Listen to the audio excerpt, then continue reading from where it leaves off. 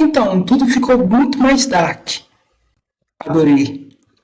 Oi, pessoal, Rio aqui. Hoje vamos falar sobre episódios 2, 3 e 4 da segunda temporada de Oshinoko. E eu quero comentar sobre isso. Vou aproveitar e já pegar algumas coisas do episódio 2 e 3 que eu pensei no começo que tinha sido alterado, mas não foi bem isso, diferente da minha impressão do primeiro episódio. Mas se você não conhece esse canal, eu faço conteúdo de anime, faço conteúdo de alguns episódios semanais, faço conteúdo de lista, faço conteúdo de notícia, e se você quer acompanhar esse tipo de conteúdo, se inscreva nesse canal para não perder futuros vídeos. Também deixe o seu like para mostrar ao YouTube que esse conteúdo é de qualidade. E ative o sino de notificações porque YouTube não manda os vídeos para você. Impressionante, o vídeo vai parar no archive, mas no seu vídeo não aparece. Mas enfim, vamos ao que interessa. E a primeira coisa que se nota é a alteração que foi feita na linha cronológica. No mangá,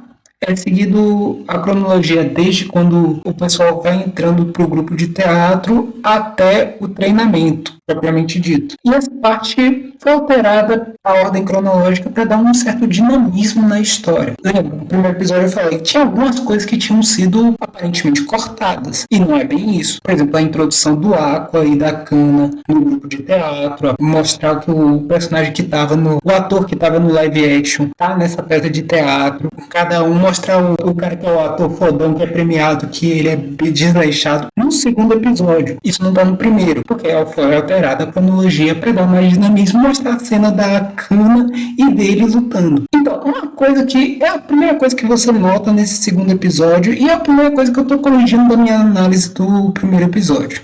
E é claro, a cena das duas bebendo cerveja e conversando sobre a adaptação da obra também foi mudado para esse episódio.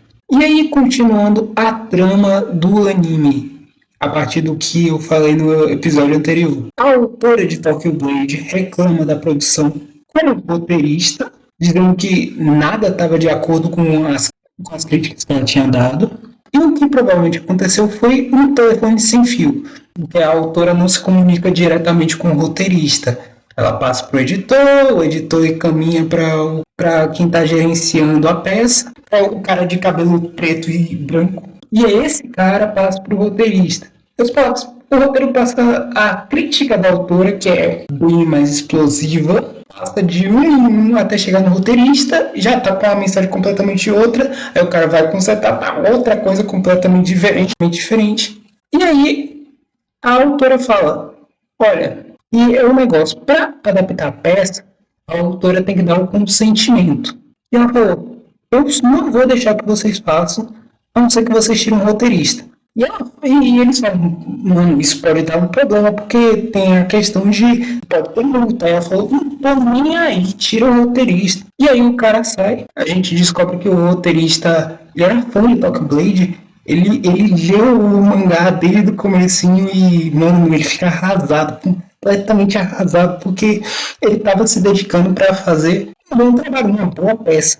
E não ficou como a autora queria, e tipo, ela arrasou o cara, falou que tava uma boa de uma bola. E a gente descobre pelo Aqua e pela Kane que esse cara não é um roteirista ruim, porque eles foram ver uma outra peça, dessa vez uma adaptação de uma obra de tênis, de que o cara fez um bom roteiro, e um bom roteiro pensando em ser adaptado para um teatro. E aí temos uma outra coisa sobre o que está acontecendo aqui. A autora de Tokyo Blade, a garota de olho roxo, ela falou que ela iria pegar o roteiro do mangá e transformar no roteiro para ser adaptado no teatro. Só que esses teatros que são apresentados, eles são projetados para dar uma experiência mais realista, mais tridimensional. Por exemplo, a cena é feita para te dar uma sensação de que está tendo velocidade, está tendo vento, um vento forte. A sala é projetada para isso, ele vai te dar essa sensação. E essa autora é um gênio, a obra fala, ela é boa no que ela faz, ela está bem acima da média nesse quesito, mas ela não sabe fazer um roteiro para uma peça desse tipo, uma peça de teatro. São coisas diferentes.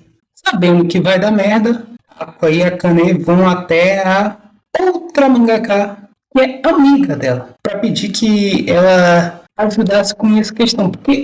E aí o Aqua decide ir até essa mangaka pedindo ajuda, porque, segundo o que o Aqua aprendeu na indústria, criadores, mangakas em específico, tendem a não botar fé em editores, outras pessoas. Elas acabam dando mais atenção a pessoas que estão no mesmo processo que eles, que são criadores. Até porque alguns editores acabam inflando o ego deles, dizendo, não, tá tudo bem. Principalmente quando o cara é famoso, é popular. Porque tem um certo incentivo para que encha o ego dele e acabe não falando de uma maneira sincera. Que eles acabam acreditando mais em criadores, pessoas que estão sentindo na pele a mesma coisa que eles. E por isso ia até a mangaka, aproveitando também que a autora, que é famosa, já foi assistente dela.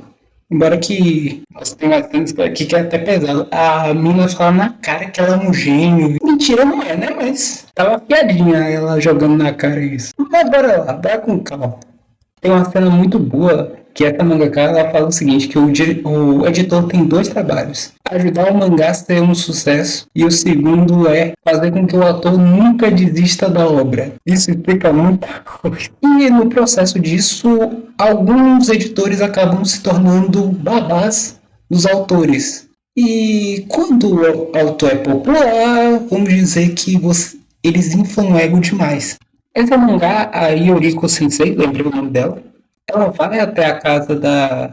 Yoriko vai até a casa da Abiko, a Ateimo, que é a autora de Tokyo Blade, ver como está o processo de escrita do roteiro da peça de teatro. E ela encontra a Abiko se lascando para fazer o mangá semanal, sozinha, ela tem pouco tempo para produzir cada capítulo e sem assistente nenhum, porque a gênia inventou de expulsar todos os assistentes que a revista ou que o editor mandava para ela para ajudar no processo. É complicado fazer um mangá semanal, então não precisa de assistente. Mas porque ela foi exigente demais, ela expulsou todos os assistentes dela. E Yoriko começa a ajudar ela, ajudar a sua ex-assistente com problema social. E no meio da produção do mangá, uma começa a farpar a outra. E aí a Yoriko estava dizendo que a Abiko estava errada, que o que ela estava fazendo é um erro, ela deveria melhorar a sua habilidade de se comunicar com as outras pessoas, fazer um bom trabalho e assim pegar os fundos. E aí a Abiko fala, tá vendo, ela foi filha da puta. Ela fala, fale isso depois que vender 50 milhões de cópias. Ela estoura completamente. Ela deu uma pistolada. Ela simplesmente quebra e joga toda a raiva dela pela situação em cima da sua antiga sensei. E aí a Yoriko estoura de volta e começa a rinha de mangaka. Bom, boa parte dessa cena é mais cômica. Tem a parte que é séria da situação, do problema da Abiko em se comunicar com as pessoas, mas boa parte dessa cena é a trocação de farpa. Claro que depois da noite de trabalho com o mangá, a Abiko decide mudar a maneira como ela enxerga esse problema da peça de teatro. A não ser que ela queira ir para o céu mais cedo, decidiu ir até uma peça de teatro para ver como é o processo. E aí ela encontra o cara que estava trabalhando na peça, olha como as coisas são. E aí eles decidem resolver isso, chamar o roteirista de volta para o projeto, e eles entram numa chamada de Zoom para esclarecer as coisas. Olha só como tudo poderia ter sido resolvido com uma reunião de Zoom. Particularmente, todas as reuniões de Zoom que eu já tive na vida foram uma boa de uma bosta. Mas essa daqui deu certo. Deu tão certo que eles picotaram boa parte do roteiro, sobrando para os atores, porque agora tem muito mais cena que é para eles interpretar e não falar. Nossa, isso vai dar uma coisa. E sobrou pro Aqua, porque o Aqua tem muito problema de mostrar as emoções dele.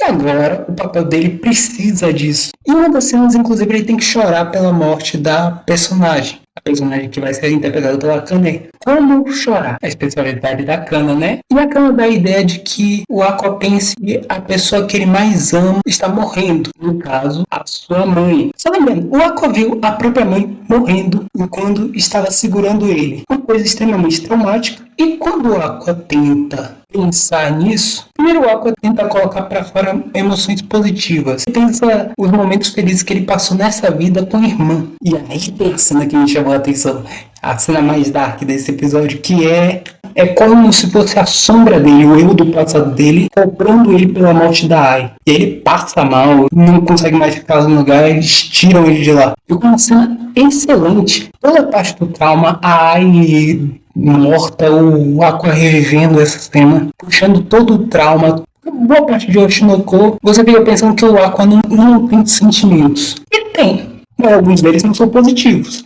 Essa parte do trauma, por exemplo, ele se sente feliz com o irmão, ele gosta dos momentos que ele teve. Ele, tirando a parte da reencarnação dele, ele tem um sentimento de uma pessoa normal, mas tem um trauma. E, não é uma coisa fácil. Mesmo ele que já teve uma vida anterior, não é uma coisa fácil você lidar com uma situação dessa. Ele vai cobrar de si mesmo, mas ele não tinha poder nenhum de mudar o que aconteceu. Outra coisa, a Akane, com seu superpoder de dedução, descobriu que o Aqua é filho da Ai. Ela conectou os pontinhos. Ela já tinha deduzido que a Ai tinha um filho escondido, mas ela deduziu também pelo Aqua ser da mesma produtora, pela irmã do Aqua, a Ruby, ter revivido a Bicomate. Ela pegou cada pontinho e chegou a essa conclusão, mas não falou pro Aqua. Tem uma ceninha de abraço que foi bonita, eu tenho que admitir. Eu acho a Akane mais bonita que a mas eu gosto não me levem a mal, eu gosto das personagens de Oshinoko, mas não tenho exatamente uma favorita por enquanto. Enfim, essa foi a minha experiência assistindo Oshinoko. Eu agradeço se você ficou até aqui. Se gostou do vídeo, deixe seu like. Se inscreva no canal para não perder futuros vídeos. Eu fico por aqui e até a próxima.